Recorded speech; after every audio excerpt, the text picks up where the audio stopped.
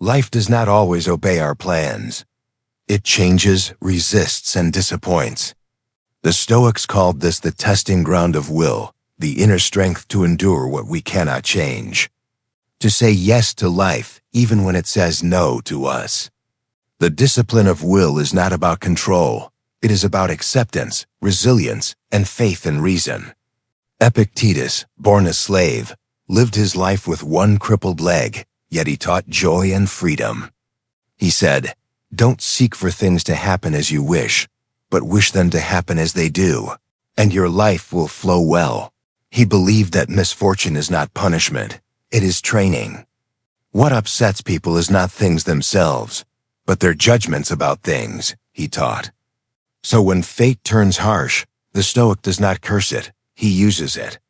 He endures what he must, renounces what he cannot keep, and acts nobly regardless of circumstance. That is the strength of will. Marcus Aurelius faced plague, betrayal, and war, yet he wrote every night in calm reflection. He said, "A blazing fire makes flame and brightness out of everything thrown into it." He turned pain into purpose. This is the heart of amor fati, love of fate. Marcus reminded himself, the impediment to action advances action. What stands in the way becomes the way.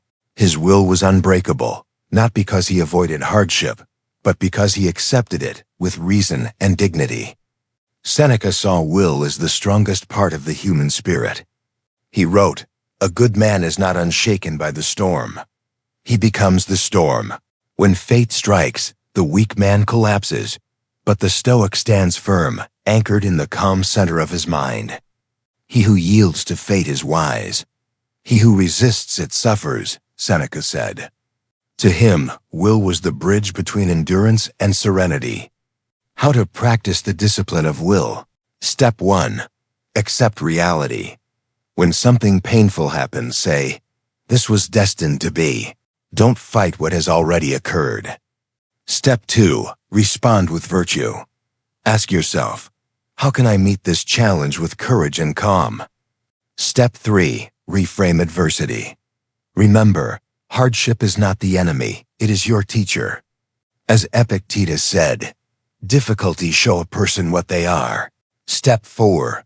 Maintain faith in reason. Trust that you can handle whatever life brings. Because strength is not in control, it is in endurance. The discipline of will is the Stoic's final test. When everything external is stripped away, what remains is character. Epictetus said, "You may fetter my leg, but not my will." Marcus wrote, "You have power over your mind, not outside events." And Seneca reminded us, to bear trials with a calm mind robs misfortune of its strength. So when fate strikes, stand firm. Do not curse the storm, become the calm within it. The Stoic does not ask for an easy life. He asks for the strength to live it well. That strength lies not in the body, not in wealth, but in an unbroken will.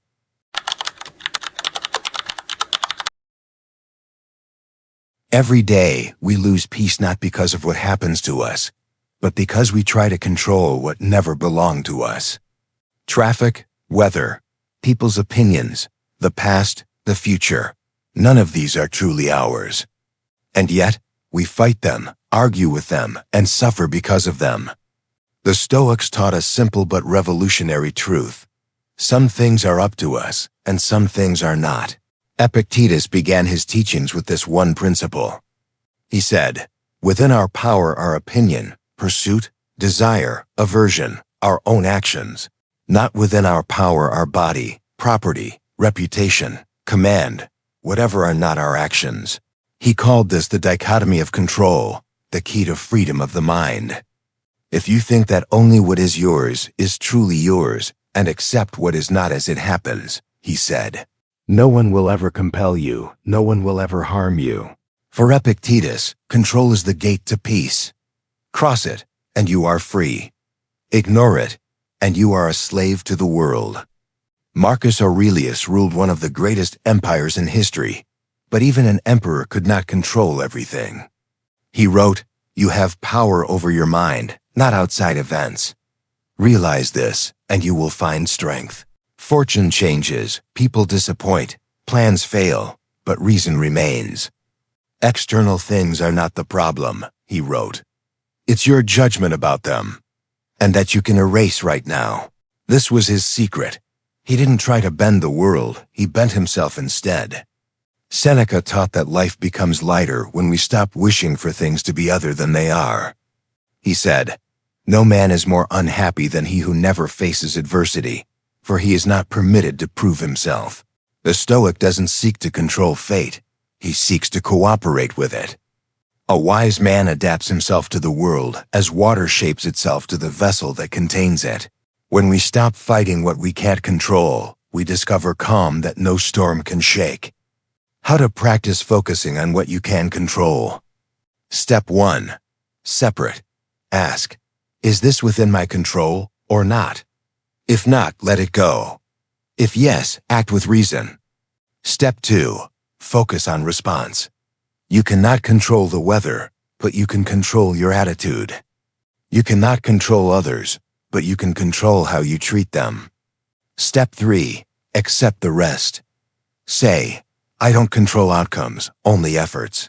This is not giving up, it's choosing peace over chaos. Step 4. Practice daily. Write down one thing that upset you today. Now cross out everything in it that was beyond your control.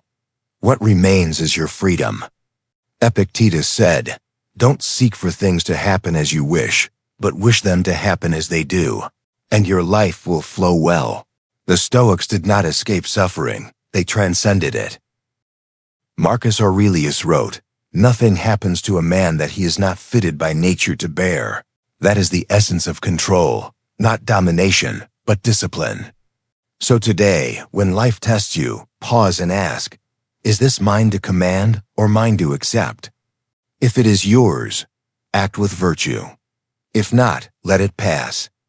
In that quiet letting go, you will find what the Stoics found, unshakable freedom.